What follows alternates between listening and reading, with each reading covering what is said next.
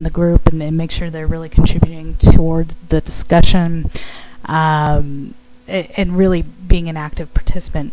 And then perhaps outside of class, maybe they go home and they record their notes on an audio recorder and then play it back for themselves so they can hear it over and over again. Maybe they really go through those notes and figure out what the strongest points are and make flashcards of those points, or vocabulary words, and really study those flashcards during any moment that they have available to them. Perhaps they have a study buddy that they go and study with, and so they're able to kind of quiz each other and help each other out on tests, they're trying to guess what might be on the test and, help each other study for tests. They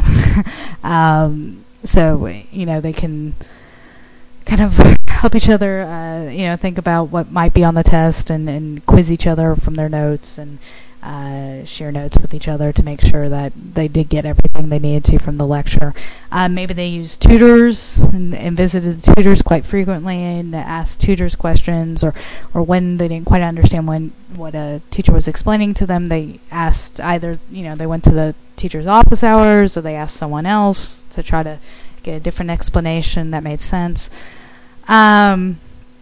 Maybe they used a resource like Mrs. Sleeth or Mrs. Siegel. They set up a study schedule for themselves so they knew exactly what they were going to be doing study-wise every single day, and so on and so forth. So most of our essay would be about that kind of stuff, the causes that led up to receiving this GPA.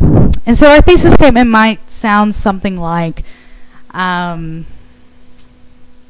obtaining a high GPA is a true accomplishment for any student, and can lead to many doors opening as the student progresses through his or her collegiate or professional career. But it takes a lot of time and diligence and effective study habits in order to achieve a 3.5 or 3.0 or what have you. So that thesis statement makes it clear that, we're going to touch on the event itself, we're going to touch on the effects. Really most of our paper is going to deal with the causes, what created this high GPA. And then, let's say, the next one would be, next topic you could choose, would be obtaining a college degree. Or not, failing to obtain a college degree. So let's say we choose this topic. We're going to do failing, though, to obtain a college degree. And we're going to talk about the possible effects of obtaining a college degree. So our essay might start with the situation of someone dropping out of college because they're incredibly discouraged with academia, and they haven't experienced much success, and it's just been a struggle the whole time, and they've got a job that they prefer anyway, and whatever. And we're going to touch a little bit on the causes of them dropping out. Perhaps they went to college for all the wrong reasons. Mom and dad forced them to go to college, and they didn't really choose to go to college. They just had to stay on mom and dad's insurance because, there was no other way for them to have health insurance, and so they went to school. And maybe another cause was that, they were partying all the time and they weren't really studying.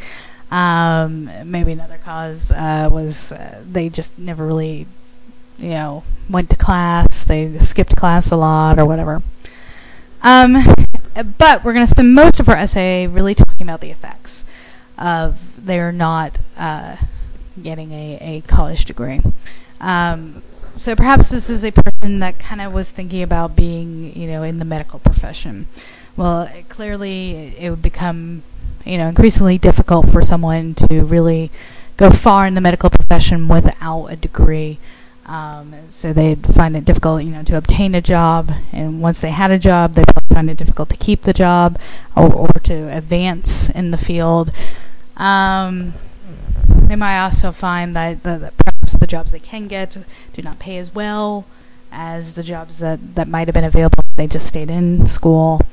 And so this might have the effect of they're not being able to purchase the kind of house that they were hoping to one day purchase, or not save up enough for retirement the way that they had hoped to, or so on and so forth. So we'd spend most of our paper talking about those effects.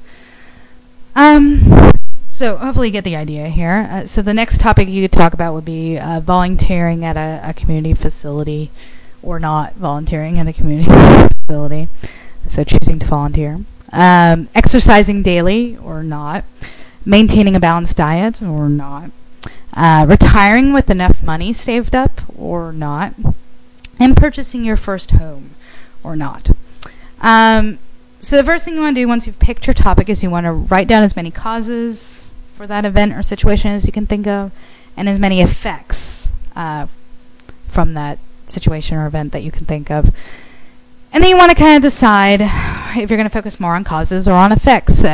Presumably you're going to probably want to focus on the one that you can think more of. If you can think of more causes, by all means, focus on the causes.